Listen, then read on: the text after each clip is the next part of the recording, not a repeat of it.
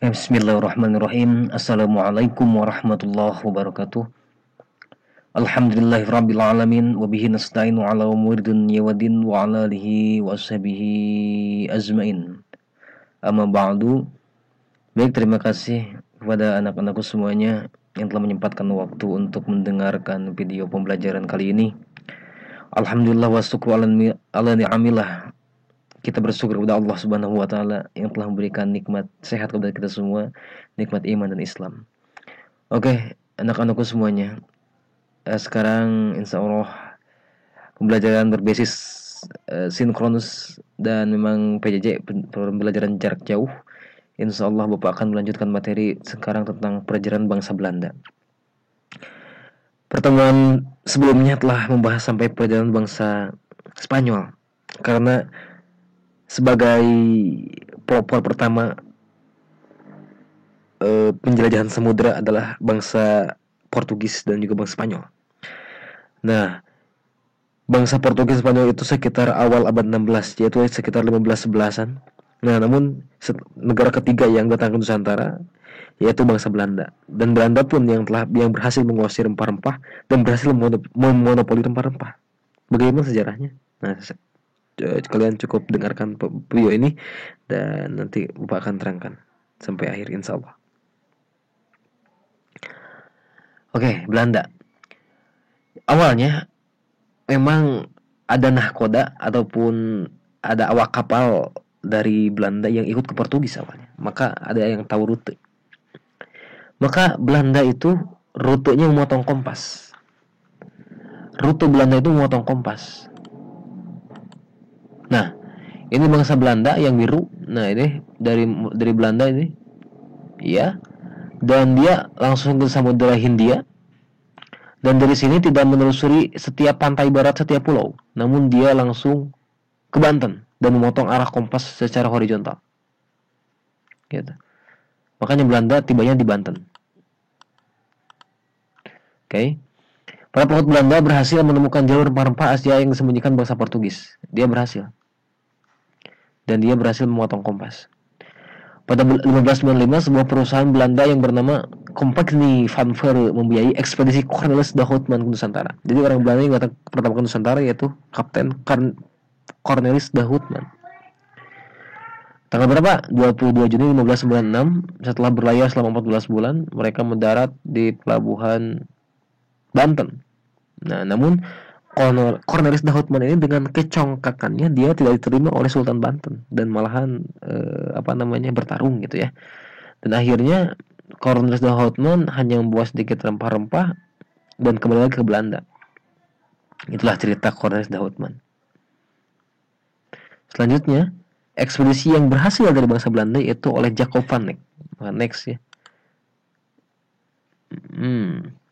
Ekspedisi perdana Cornelis de Houtman itu membuka rute. Jadi memang jasa-jasa Cornelis de Houtman ini membawa hikmah sendiri gitu, bagi Belanda. Karena membuka jalur-jalur alternatif yang lain dan bisa dikuasai oleh bisa membuka jalur-jalur yang memang bisa dilewati oleh kapal pesiar untuk langsung ke Banten. Ya, yang membuka jalur rute gitu. Ke Nusantara lah, Indonesia kan belum namanya, itu supaya kalian paham lah. Oke, ekspedisi kedua terjadi pada kurun waktu 1598 dan 1600 di bawah pimpinan Jacob van Eyck ya. Jacob van Eyck itu lahirnya 64 dan meninggalnya 1638. Tidak seperti ekspedisi pertama, Van Eyck disambut dengan baik oleh Sultan Banten. Alasannya mengapa? Karena Banten menginginkan adanya suatu persekutuan ya.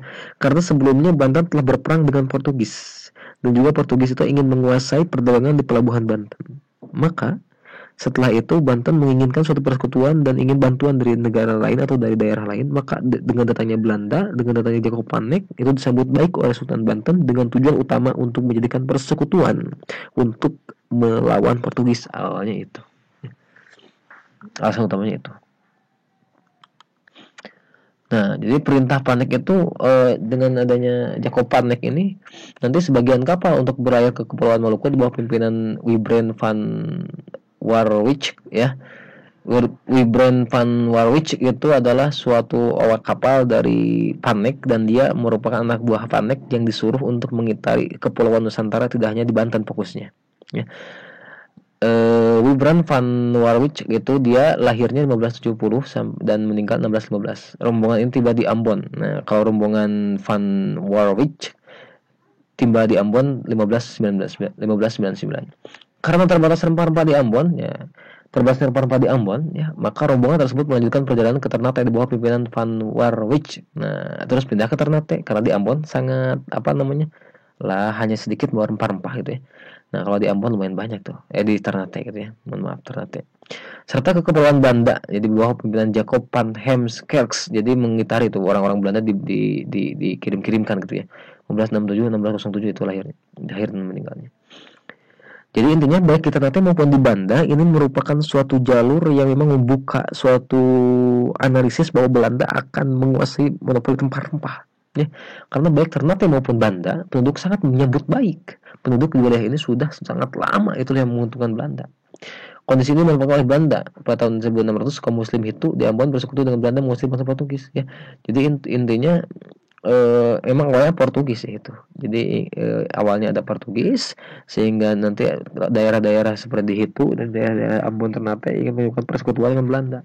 Akhirnya dimanfaatkan oleh Belanda. Nah, jadi nanti ada orang bangsa di itu di Ambon bersekutu dengan Belanda mengusir bangsa Portugis. Dengan imbalannya Belanda diberi hak monopoli menguasai rempah-rempah dan perdagangan gitu. Itulah awalnya. Belanda maka di atas angin tuh. Ya.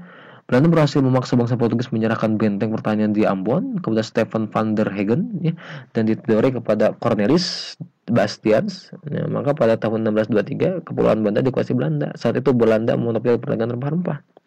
Dan memang di Ambon awal pusatnya dan nanti akan dipindahkan menjadi VOC ya, awalnya jadi membuat promosi dagang ya.